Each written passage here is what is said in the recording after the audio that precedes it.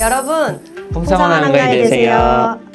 리얼티 코리아의 전승배이사 신민경 과장입니다. 요즘 현금 30억에서 40억 정도 보유하고 계신 매수자분들이 강남 서초 위주로 한 90억에서 100억 정도의 건물을 많이 찾으시는 것 같아요. 그렇죠. 이 구간은 인기가 워낙 많은 곳이기도 하고 대출을 딱 받는다 그러면은 매매 금액이 이제 100억이면은 한 80억 정도 대출을 받아서 현금 20억으로 100억 정도의 건물을 찾는 분들이 생각보다 많거든요. 심지어 오늘 날짜가 이제 9월 18일인데 오늘 날짜 기준으로 미국 기준 금리가 4.5에서 4.25로 떨어지다 보니까 오늘도 매수 문의가 상당히 많이 들어왔어요. 그래서 오늘은 저희가 올해 80억에서 100억 사이로 거래된 건물 중에 인기가 많았던 5개의 물건을 준비했습니다. 탑5로 정리를 한번 해봤고요. 저희 기준으로 세운 거기 때문에 이견은 좀 다를 수 있습니다. 양해해서 한번 봐주시면 감사드리겠습니다. 바로 보실까요? 네. 탑5입니다. 이 건물 같은 경우에는 많은 분들이 이제 아실 만한 건물 중에 하나였었는데 양재역에서 한 도보 11분 역과의 거리는 꽤 있는 편이거든요. 이 말죽거리 공원 사거리에서 오른쪽으로 위로 올라가면 이 대로변에 이 건물이 거래가 됐습니다. 건물 한번 보여드리면은 건물은 이렇게 생겼어요. 이렇게 보면 젓가락처럼 생기긴 했는데 생각보다 규모가 꽤 큰 건물 중에 하나였습니다. 제가 개요를 바로 설명드리도록 할게요. 네, 이 건물 같은 경우에는 25년 1월 달에 계약이 진행이 되었고 소유권 이전일은 25년 3월 달에 소유권 이전이 되었습니다. 매매 금액은 85억 8천만 원에 진행이 되었고요. 대지 면적은 81.71평, 연면적은 295.64평으로 규모는 지하 1층, 지상 8층입니다. 엘리베이터 한 대가 있었고 용도 지역은 제3종 일반 주거 지역입니다. 이 건물은 약간 비운의 건물인 것 같아요. 이게 왜 그러냐면 22년도에 95억에 거래가 됐었거든요. 그쵸. 이제 3년 있다가 85억 8천만 원으로 거래가 됐는데 95억에서 취득세랑 등기 비용을 포함하면 약 100억 정도에 매입을 하신 건데 85억 8천만 원에 거래를 하셨으니 약 한 15억 정도 손해를 보신 게 아닌가. 22년도에 매입을 하셔서 여기가 임대가 그렇게 잘 되는 곳은 아니거든요. 이 건물 같은 경우에는 전형적인 사옥형 건물이에요. 1층 같은 경우에도 필로티 구조로 되어 있어가지고 자주식 1루대가 가능했었고 연면적이 무려 300평에 가까워요. 활용을 하기에는 사옥으로 활용하기가 더 괜찮은데 또 심지어 여기 안에 장기적으로 이제 공실이 되는 부분도 있었기 때문에 수익률은 상당히 낮은 매물 중에 하나였었습니다. 결국에는 이분도 3년 동안 보유하다가 대출이자 때문에 이제 못 버티시고 매각을 한 케이스였는데 실제로 은행에서 제가 탁상 감정을 받았을 때도 한 95억 정도 가까이가 나왔었고 대출도 되게 잘 나왔었던 매물 중에 하나였었어요. 그런데 이제 25년도 초 이 당시에는 이 건물도 바로 팔리지 않았었던 이유가 대출이 잘 나오지도 않았었고 금리가 생각보다 좀 높았었을 때요. 그래서 시장에 나왔는데도 바로 매각이 안 되다가 그래서 이 건물 같은 경우에도 23년도부터 한 145억에 나뉘었었는데 계속 금액이 깎이고 깎여서 결국에는 이제 85억 8천만 원에 거래가 된 케이스였습니다. 지금도 생각을 해보면은 양재 한 25m 대로변에 80억대 사옥을 찾는다라고 하는 것은 진짜 쉽지가 않거든요. 평당 금액도 1억이라서 저렴한 시세였었고 해서 정말 이 금액대는 상당히 투자성이 높은 매물이지 않았나라고 해서 탑5로 한번 가져와 봤습니다. 네. 탑4입니다. 이번 건물 같은 경우에는 서초랑 교대역 사이예요. 이 상권 같은 경우에 이제 서초동에서 가장 메인 상권 중에 하나거든요. 서초역에서 더 가까운 이 건물 거래가 되는데 역세권에 나와 있는 매물 중에 하나였었고 건물 한번 보여드리면은 건물은 이렇게 생겼습니다.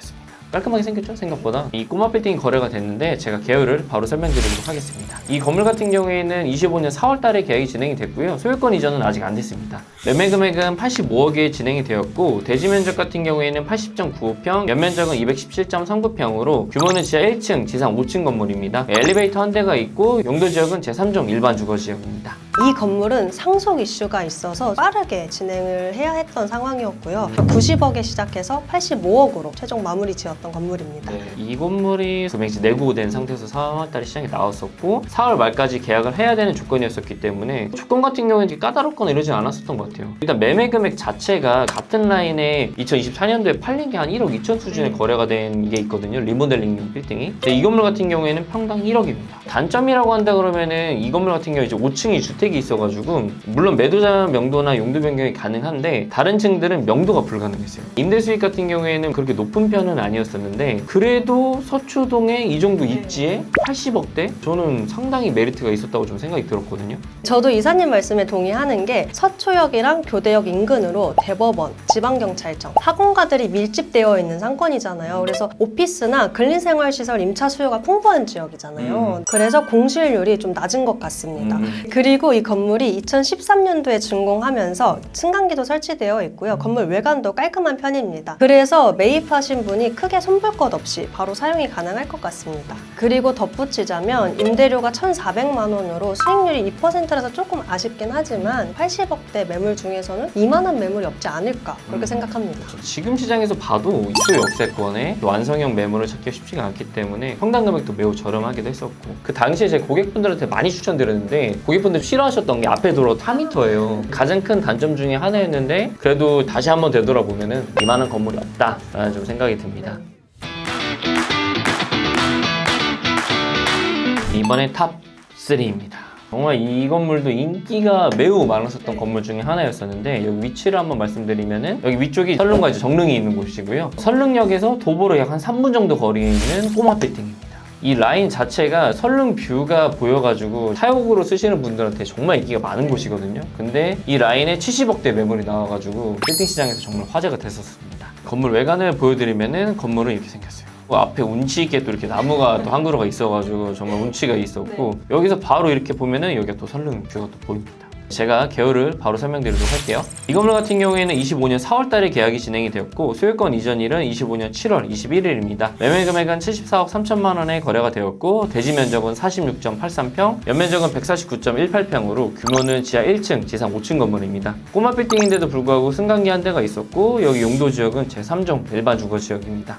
저는 이 매물이 시장에 나왔을 때 진짜 놀랐어요. 삼성동에 70억대, 완전 희귀템이잖아요. 전층 선릉뷰여서 이쪽 찾으시는 분들은 엄청 좋아하셨던 그런 매물이죠. 그렇죠. 그리고 이 건물이 2004년도에 지어진 건물이긴 한데요. 승강기도 설치가 되어 있었고 용적률도 268%로 18% 정도 이득을 본 건물이더라고요. 그렇죠. 이게 대지 면적 대비해서 규모가 약간 있었던 건물이고, 물론 150평이 커 보이지는 않지만 그래도 용적률 인센티브를 받았다, 그런 건물인데, 이 건물 같은 경우에는 임대가 지하를 제외하고 다 차 있었거든요. 1층이 카페였었고 위에 층은 다 사무실이나 5층만 그 요가에 관련된 쪽이 들어가 있었는데, 저는 수익이 좀 가장 아쉬웠었던 것 같아요. 월 임대료가 한 1,200만 원 정도 나오다 보니까 매매 금액 대비 수익률 한 2%대거든요. 근데 지금 시장에 봤었을 때 물론 통임대는 잘 안 되지만 전층을 새로 통임대로 세팅한다 그러면은 최소 못해도 한 1,500만 원 이상은 나오지 않을까 싶어요. 지금 매입하신 분이 명도를 진행을 하고 있는데 제 생각에 명도는 쉽지는 않으실 거예요. 그래서 임대 세팅하는 게 쉽지는 않다라는 게 이 건물의 가장 큰 단점인데, 아까 미경 씨가 얘기했었던 것처럼 인기가 정말 많았어요. 1월 달에 시장이 나왔는데 그때는 빌딩 시장 분위기가 그렇게 좋지는 않았었어요. 제가 알기로는 한 1, 2주 만에 거래가 됐던 걸로 저는 알고 있어가지고, 이 정도 입지에 70억대 물건은 정말 보기 힘들겠구나라는 생각이 들었었던 매물 중에 하나였습니다. 그때 진행 당시에도 이걸 왜 파냐? 상속 물건이냐? 그렇게 물어보시는 분들이 많으셨는데 상속 물건은 아니었고요. 공유자들이 5분 있으셨는데 내부 사정으로 자금 이슈가 있어서 빠르게 매각을 희망하셨다고 하세요. 그래서 제가 지금 생각해도 매도자 입장에서는 좀 아쉬운 건물이죠. 그렇기 때문에 저희가 오늘 탑 3 건물로 한번 가져와 봤습니다.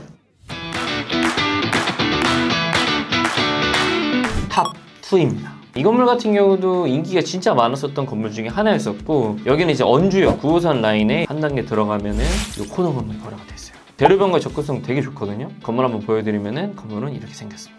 예전에 지어진 건물이긴 한데 그래도 네모 번듯한 땅에 들어가 있었고, 돌아보면은 여기가 대로변. 도로변도 꽤 넓죠. 그래서 이 건물이 거래가 됐는데 제가 계열을 바로 설명드리도록 하겠습니다. 이 건물 같은 경우에는 25년 4월 달에 계약이 진행이 되었고, 이제 잔금일은 25년 7월 22일 날에 소유권 이전이 됐습니다. 매매 금액은 90억이 진행이 되었고, 대지 면적은 68.64평, 연면적은 198.49평입니다. 규모는 지하 1층, 지상 5층 건물이고요. 승강기 한 대가 있었고, 용도 지역은 제2종 일반 주거 지역입니다. 저는 이 건물이 진짜 좋다고 생각했어요. 이게 언주역에서 1분 거리이고, 물론 이 언주역 이면 상권이 막 엄청 활발하진 않지만 그래도 주로 낮 시간이나 퇴근 시간에는 직장인들이 굉장히 많았고요. 그리고 이 건물 같은 경우에는 4층 공실을 제외하고 임대료가 한 1,300만 원 정도로 수익률이 1.9% 정도 나오기는 해요. 좀 낮기는 한데 그래도 아까 말씀하셨듯이 대로변에서도 잘 보이고 네모 반듯한 90억대 건물이 많지 않기 때문에 향후 임대 개편만 좀 한다면 정말 괜찮은 건물이라고 생각합니다. 그렇죠. 이 건물 같은 경우에도 소유자분 2020년도에 57억에 매입을 하셨었던 매물이었어요. 처음에 시장에 내놨었던 계획했던 거는 120억부터 시작을 하셨는데 자금 확보 때문에 계속 내고를 하고 하다가 100억까지 내고가 됐는데 결국에는 10억 정도 더 깎여서 거래가 됐습니다. 그러니까 이 건물은 저희가 이제 탑2로 놨었던 거는 어떤 이유였냐면은 일단 아무것도 하지 않아도 돼요. 현재 상태에서 임대 개표만 하면 되는 건물 중에 하나였었고 용적률 같은 경우에도 일부 인센티브를 받았기 때문에 한 14평 정도가 더 이제 올라간 건물이라고 보시면 되거든요. 아무것도 안 하고 초역세권이면서 아까 민경 씨 얘기했던 그 장점들이 다 어우러진 건물이었기 때문에 90억대에 지금 이 정도 입지의 건물이 또 있나? 라고 생각을 해보면 진짜 없어요. 그래서 이 90억대 매물 중에서는 정말 최상급 매물이라고 생각을 해가지고 제가 탑2로 가져와 봤습니다.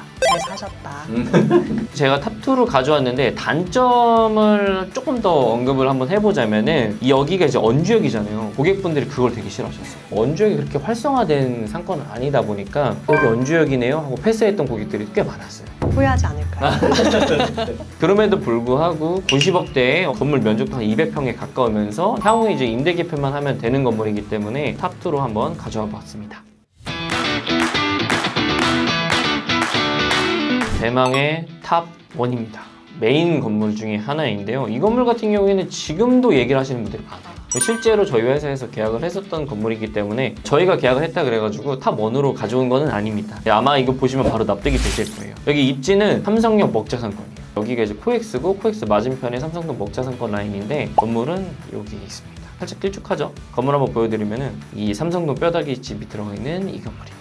어떻게 보면은 그렇게 커 보이지도 않잖아요. 근데 이 삼성동 먹자상권에 이 금액대로 들어간 거는 정말 놀라운 거거든요. 자, 계획을 바로 설명드리도록 하겠습니다. 이 건물 같은 경우에는 25년 1월 달에 계약이 진행이 됐고요. 소유권 이전일은 25년 5월 달에 진행이 됐습니다. 매매 금액은 90억에 진행이 되었고요. 대지 면적은 57.14평, 연면적은 202.27평입니다. 규모는 지하 1층, 지상 6층 건물이고요. 승강기 한 대가 있으면서 용도지역은 제3종 일반 주거지역입니다.